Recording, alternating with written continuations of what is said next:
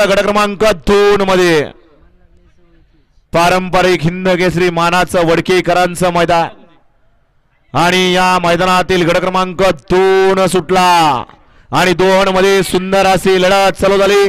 कोण होतोय 2 चा गट विजयी. सुंदर अशा 6 गाड्या पळतात आणि 6 गाड्यांमध्ये काटा किर लढत चालू आहे.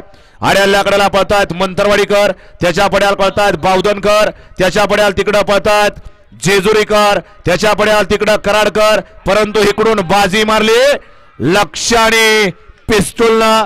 सुंदर अशी गाडी पळवली. लांब लचक उसाचं बेन अख्खू ड्रायव्हर अपशिंख.